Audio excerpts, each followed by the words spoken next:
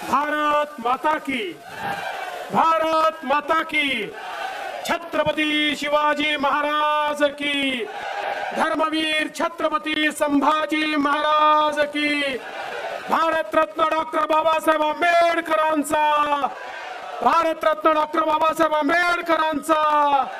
जय श्रीराम, जय श्रीराम। मंचावर उपस्थित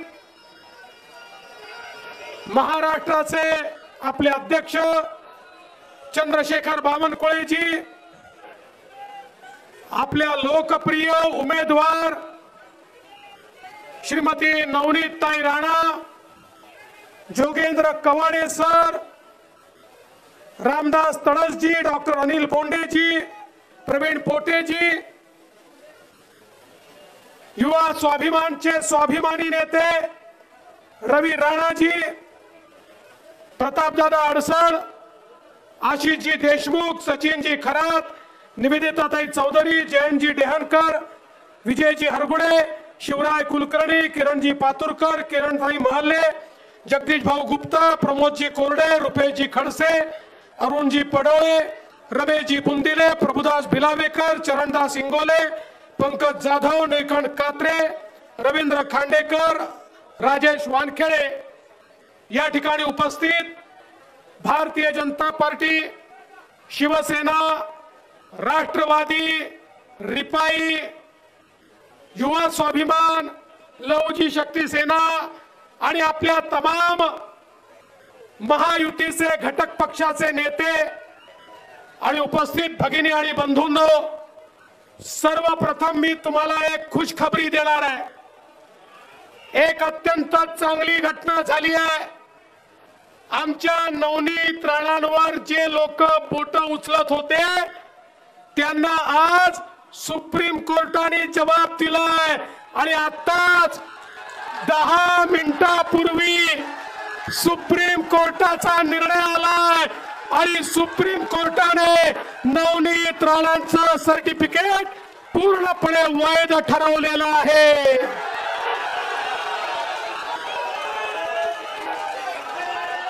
सुप्रीम कोर्टामध्ये 80 वर्षापूर्वीचे 300 डॉक्युमेंट मांडण्यात आले होते आणि ते डॉक्युमेंट वैध ठरवून सर्वोच्च न्यायालयाने सांगितलं की नवनीत राणांना दिलेलं जे सर्टिफिकेट आहे ते योग्य आहे, ते खरं आहे आणि सत्याचा विजय झालेला आहे।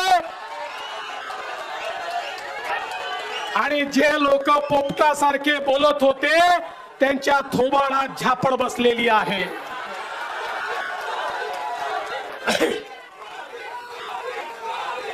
जिसका आरंभ अच्छा होता है उसका अंत भी अच्छा होता है।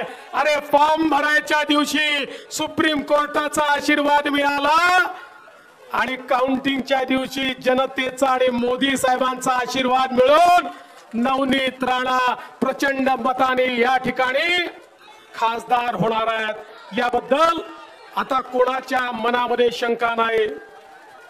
अनेक लोक अनेक गोष्टी बोलतात। मी तुम्हाला रवी राणाजी एवढंच सांगतो, परिंदों को मिलेगी मंजिल एक दिन, ये फैले हुए उनके पंख बोलते हैं। परिंदों को मिलेगी मंजिल एक दिन, ये फैले हुए उनके पंख बोलते हैं और वही लोग रहते हैं खामोश अक्सर जमाने में जिनके हुनर बोलते हैं। त्यामुळे जे बोलतात त्यांना उत्तर देऊ नका। अरे तुम्हारा हुनर तो अमरावती ने देखा है, अमरावती ने तुम्हाला पाहिला है। दीन दलित गोरगरीब आदिवासी शेतकरी शेतमजूर ओबीसी अल्पसंख्याक सगळ्यांची सेवा करताना 5 वर्ष अमरावतीने तुम्हाला पाहिला आहे। त्यामुळे कोणी तुमच्यावर दूषण दिली तरी देखील चिंता करू नका। केवळ मत मागा, जनतेचा आशीर्वाद मागा। तुमच्या पाठीशी पुण्याई आहे, नवनीतच्या पाठीशी पुण्याई आहे। अरे नवनीतला तर या ठिकाणी प्रत्यक्ष बजरंग बलीचा आशीर्वाद प्राप्त झाला। देशामध्ये एक व्यक्ती दाखवा की भारतामध्ये ज्यांनी हनुमान चालीसा म्हणतो म्हटलं आणि 14 दिवस जेलमध्ये राहावं लागलं.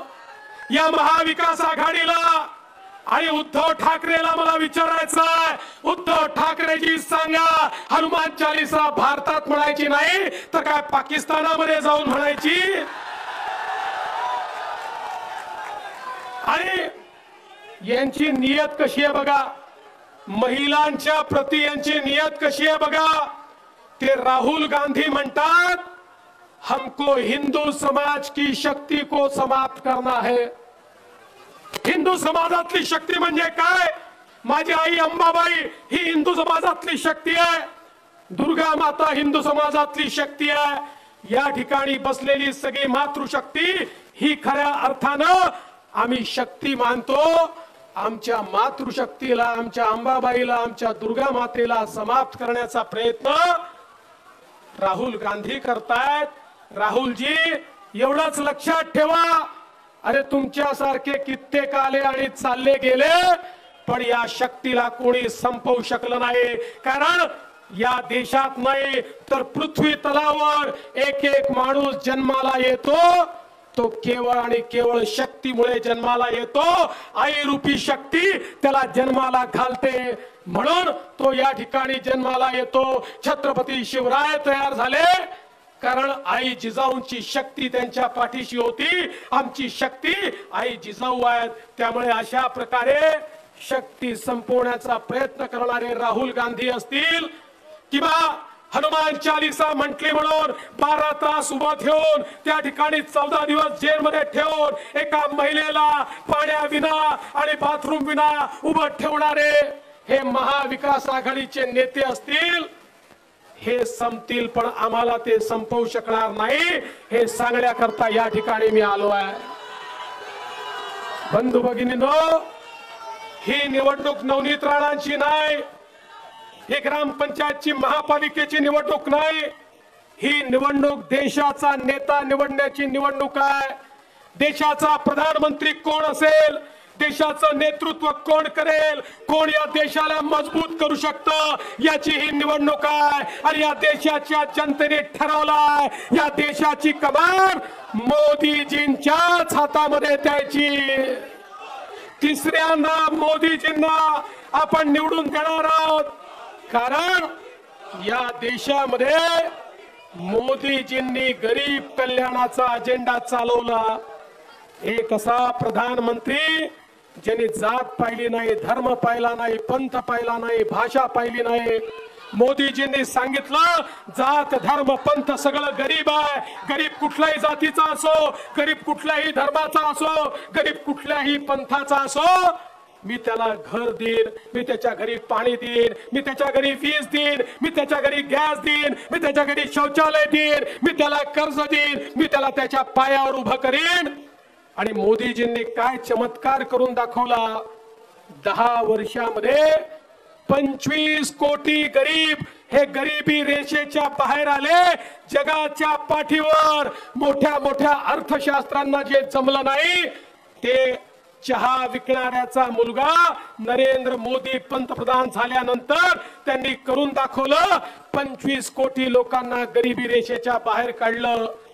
जगभरातले अर्थशास्त्री म्हणतात हे कसं झालं त्यांना देखील समजत नाही.